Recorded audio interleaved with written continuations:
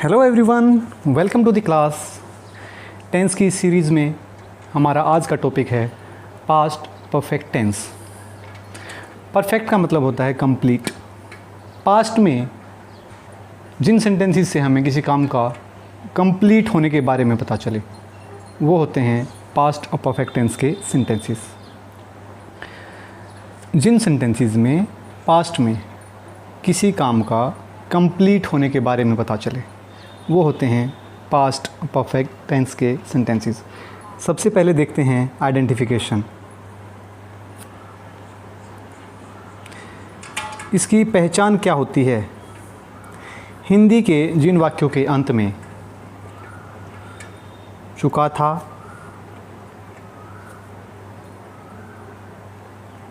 चुकी थी, चुके थे आदि शब्द आए, वे वाक्य पास्ट परफेक्ट टेंस के होते हैं। ध्यान रखें, कई वाक्यों के अंत में चुका था, चुकी थी, चुके थे नहीं आता है, बट उनकी सेंस यही बनती है।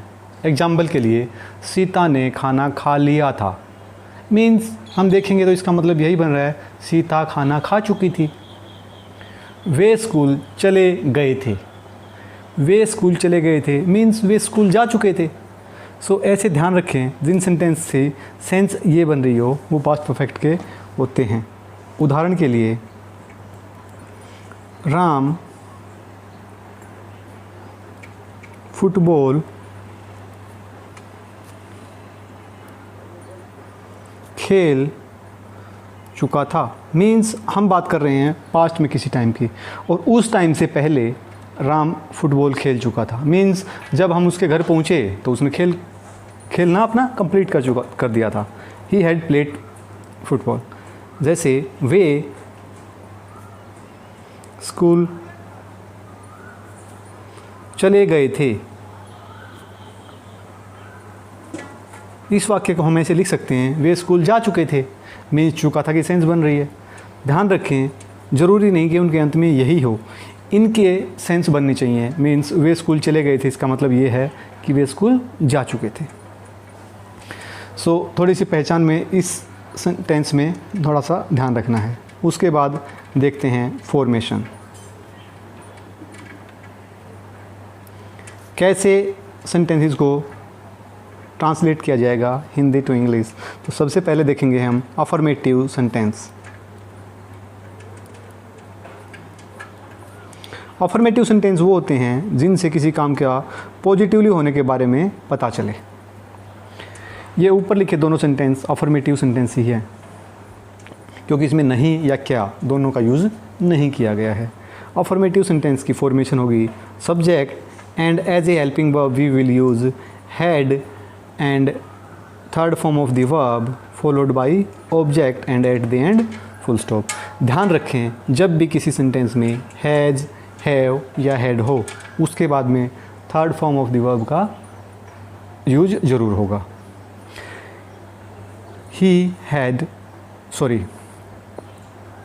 ट्रांसलेट करते हैं इन्हीं सेंटेंसेस को इन इंग्लिश। राम फुटबॉल खेल चुका था, means we are talking about some particular time in the past. Past में किसी एक स्पेशल टाइम की बात कर रहे हैं, उस टाइम पर राम फुटबॉल खेल चुका था, मीन्स जब हम पहुँचे राम फुटबॉल खेल चुका था, जब हमने देखा राम फुटबॉल खेल चुका था, जब उसकी मम्मी ने बुलाया राम फुटबॉल खेल चुका था। मीन्स पास्ट में कुछ हुआ और उससे पहले कोई काम कंप्लीट हो चुका था, वो होते हैं पास्ट परफेक्ट के।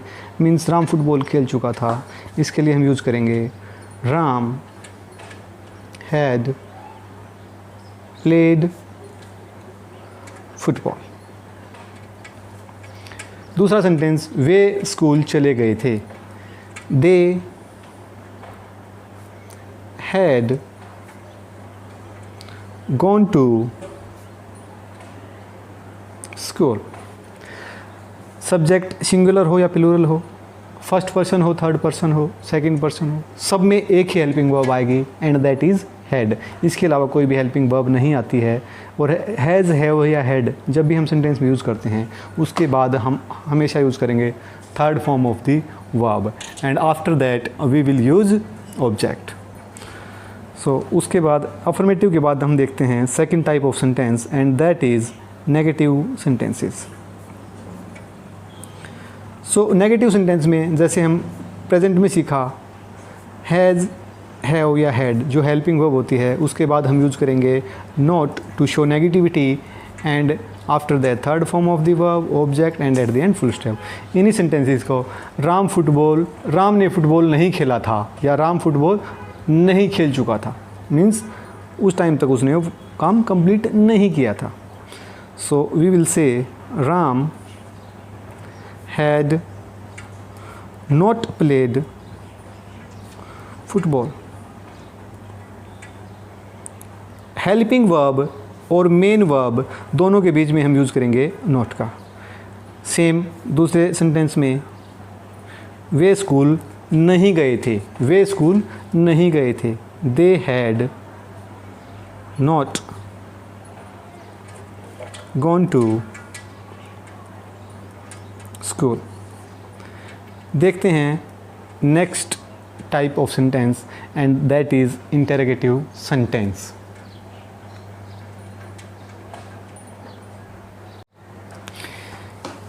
इंटरोगेटिव सेंटेंस वे सेंटेंसेस होते हैं जिनमें कोई क्वेश्चन पूछा जाए। Sentences used to ask a question are called interrogative sentence. Means जिन सेंटेंसेस में हम क्या क्या यूज़ करें वो होते हैं इंटरोगेटिव सेंटेंस। एंड इसकी फॉर्मेशन होगी, सबसे पहले हम यूज़ करेंगे इंटरोगेटिव सेंटेंस में helping verb, after that subject and main verb, at the and objective followed by question mark. ध्यान रखें इंटरोगेटिव सेंटेंस में हम सबसे पहले हेल्पिंग वर्ब का यूज करते हैं। Had Ram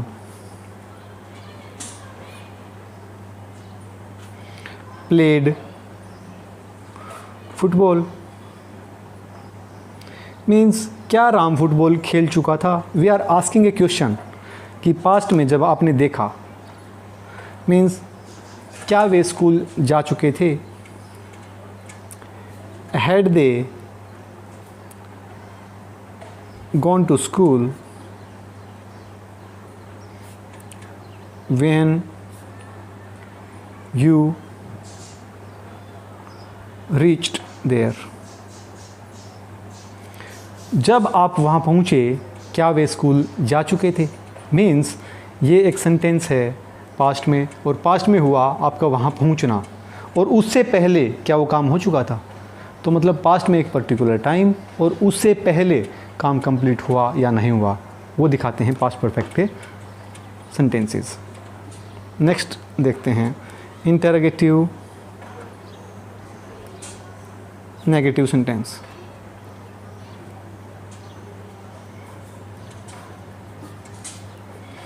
interrogative negative sentence में हम यूज़ करते हैं questioning words as well as negativity का। मीन्स क्या के साथ साथ हम यूज़ करेंगे नहीं का भी। इसकी फॉर्मेशन होगी, सबसे पहले हम यूज़ करेंगे had, after that we will use subject, उसके बाद not and third form of the verb, at the end object with a question mark. Interrogative sentence में हम सबसे पहले नोट का यूज़ करते हैं, हेल्पिंग वर्ब का यूज़ करते हैं, और नोट का यूज़ हमेशा मेन वर्ब से पहले और हेल्पिंग वर्ब के बाद में आता है। इंटरोगेटिव नेगेटिव में सब्जेक्ट के बाद में note and third form of the verb से पहले आएगा। देखते हैं क्या राम फुटबॉल नहीं खेल चुका था। Had Ram not played football. क्या वे स्कूल नहीं गए थे। क्या वे स्कूल नहीं गए थे। Had they not gone to school. ध्यान रखें जिन सेंटेंसेस में question as well as not दोनों का यूज़ हो, तो सबसे पहले आएगी हेल्पिंग वर्ब, उसके बाद सब्जेक्ट के बाद हम यूज़ करते हैं नोट का, and after note third form of the verb followed by object. हमने देखे चारों टाइप के सेंटेंसेस। अब देखते हैं कुछ examples. Let's look at some of the examples of past perfect tense. So अब करते हैं कुछ practice of past perfect tense. मैंने एक सेंटेंस लिखा, मैं दिल्ली जा चुका था। पास्ट में किसी पर्टिकुलर टाइम की बात हो रही है, उससे पहले मैं दिल्ली जा चुका था, मीन्स यह एक पास्ट परफेक्ट टेंस है। हम इसी सेंटेंस के चारों टाइप के सेंटेंसेस को ट्रांसफॉर्म करेंगे। सबसे पहले एक पॉजिटिव सेंटेंस जिसको बोलते हैं affirmative sentence. And affirmative sentence में हम यूज़ करते हैं subject followed by had, that is the helping verb in this tense. I had gone to Delhi. अब इसके बाद हम देखते हैं नेगेटिव वाला, जिसमें नेगेटिव सेंटेंस हो और जिसमें यूज़ किया जाए नहीं का। मैं दिल्ली नहीं गया था, मैं दिल्ली नहीं गया था। सो इसमें हम करेंगे आई हैड, एंड हैड के बाद not, I had not gone to Delhi. Next देखते हैं इंटेरोगेटिव टाइप सेंटेंस, जिस सेंटेंस में पूछा जाए क्या मैं दिल्ली चला गया था, क्या मैं दिल्ली चला गया था, या मीन्स क्या मैं दिल्ली जा चुका था। दोनों की सेंस एक ही है। सो हम यूज़ करेंगे had I gone to Delhi, and at the end we will use question mark. जब किसी सेंटेंस में क्वेश्चन पूछा जाए तो हम सबसे पहले हेल्पिंग वर्ब का यूज़ करते हैं। उसके बाद आता है हमारा subject, then helping verb, after main verb, helping verb, उसके बाद सब्जेक्ट, फिर main verb, and then object और any other complement. Now next होता है हमारा इंटरोगेटिव नेगेटिव, क्या के साथ साथ नहीं जिन सेंटेंसेस में यूज़ किया जाए। मीन्स क्या मैं दिल्ली नहीं गया था, क्या मैं दिल्ली नहीं गया था, means had I not gone to Delhi. So ये एक सेंटेंस के हमने चारों टाइप के सेंटेंसेस बनाए, affirmative, negative, interrogative and interrogative negative. Let's look eight one more example. Sita गाना गा चुकी थी, मीन्स पास्ट में कोई टाइम है कि जब हम स्कूल पहुँचे तो सीता गाना गा चुकी थी, उसका परफॉर्मेंस का टाइम हो गया था, she had completed that. So past में किसी टाइम पर कोई काम कंप्लीट हो चुका था। सो सबसे पहले हम यूज़ करेंगे सीता अफर्मेटिव सेंटेंस में, एंड उसके बाद हैड, सीता हैड, एंड सिंग की पास्ट फॉर्म सिंग, सेंग, संग।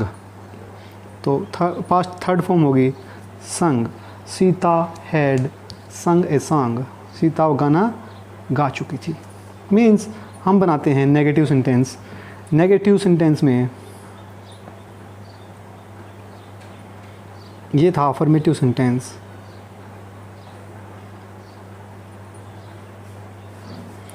नेगेटिव सेंटेंस में हम यूज़ करेंगे सीता गाना नहीं गा चुकी थी, या सीता ने गाना नहीं गाया था। सीता हैड नॉट संग ए सॉन्ग। नेक्स्ट टाइप होता है इंटरोगेटिव सेंटेंस।